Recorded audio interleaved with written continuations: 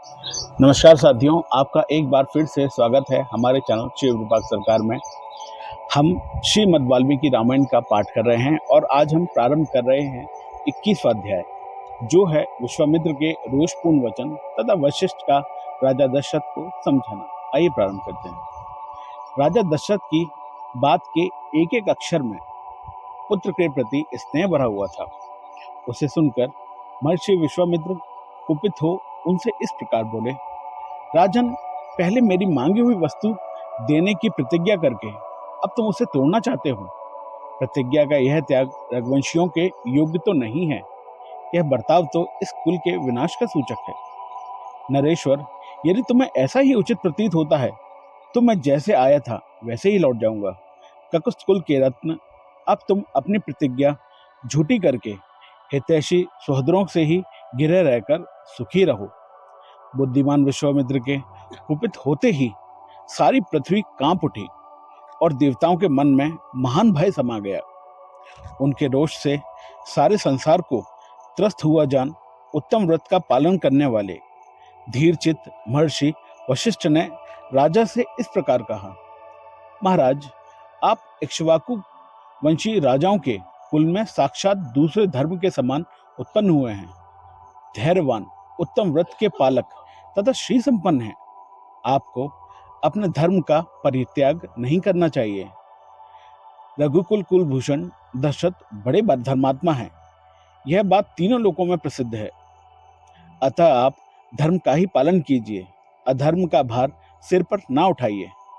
मैं अमुक कार्य करूंगा ऐसी प्रतिज्ञा करके भी जो उस वचन का पालन नहीं करता, उसके यज्ञ यागादि ईष्ट तथा बावड़ी तालाब बनवाने का आदि पूर्व कर्मों के पुण्य का नाश भी हो जाता है।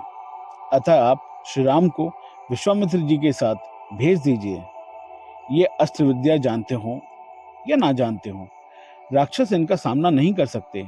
जैसे प्रज्वलित अग्नि द्वारा सुरक्षित अमृत पर कोई हाथ नहीं लगा सकता, उसी प्रकार कुशिक नंदन विश्वामित्र से सुरक्षित हुए श्री राम का वे राक्षस कुछ भी नहीं बिगाड़ सकते।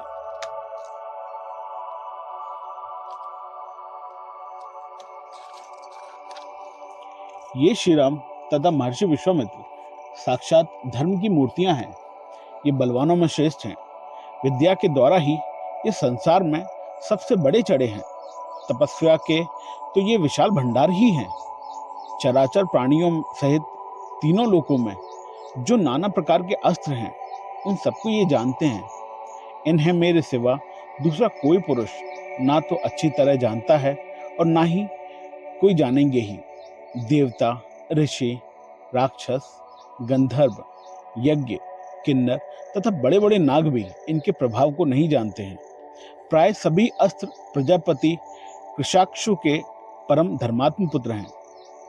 उन्हें प्रजापति ने पूर्व काल में कुशिक नंदन विश्वामित्र को, जब वे राज्य शासन करते थे, समर्पित कर दिया था। कृशाक्षु के वे पुत्र प्रजापति दक्ष की 2 पुत्रियों के संतान हैं। उनके अनेक रूप हैं।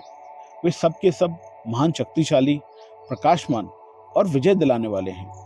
प्रजापति दक्ष की 2 सुंदर कन्याएं हैं। उनके नाम हैं जया और सुप्रभा। उन दोनों ने 100 परम प्रकाशमान अस्त्र शस्त्रों को उत्पन्न किया है। उनमें से जया ने वर पाकर 50 श्रेष्ठ पुत्रों को प्राप्त किया है, जो अपरिमित शक्तिशाली और रूप रहित हैं। वे सब के सब असुरों की सेना का वध करने के लिए ही प्रकट हुए हैं। फिर सुप्रभा ने भी सहार नामक 50 पुत्रों को जन्म दिया, जो अत्यंत दुर्जय हैं। उन पर आक्रमण करना किसी के लिए भी सर्वदा कठिन है तथा वे सब के सब अत्यंत बलिष्ठ हैं। ये धर्मज्ञ कुशिक नंदन उन सब अस्त्र शस्त्रों को अच्छी तरह जानते हैं। जो अस्त्र अब तक उपलब्ध नहीं हुए हैं, उनको भी उत्पन्न करने की इनमें पूर्ण शक्ति है।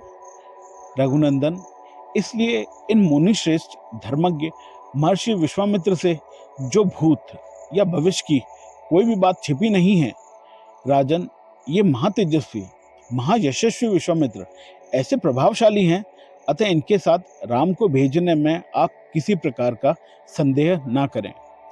महर्षि कौशिक स्वयं भी उन राक्षसों का संहार करने में समर्थ हैं, किंतु ये आपके पुत्र का कल्याण करना चाहते हैं, इसलिए यहाँ आकर आपसे याचना कर रहे हैं।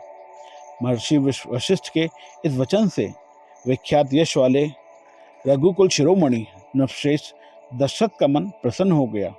वे आनंद मग्न हो गए और बुद्धि से विचार करने पर विश्वामित्र जी की प्रसन्नता के लिए उनके साथ श्री राम का जाना उन्हें रुचि के अनुकूल प्रतीत होने लगा। इस प्रकार श्रीमद् वाल्मीकि रामायण अर्ष रामायण आदि काव्य के बालकांड में 21वां सर्ग पूरा होता है। जय श्री राम। ओम नमः शिवाय।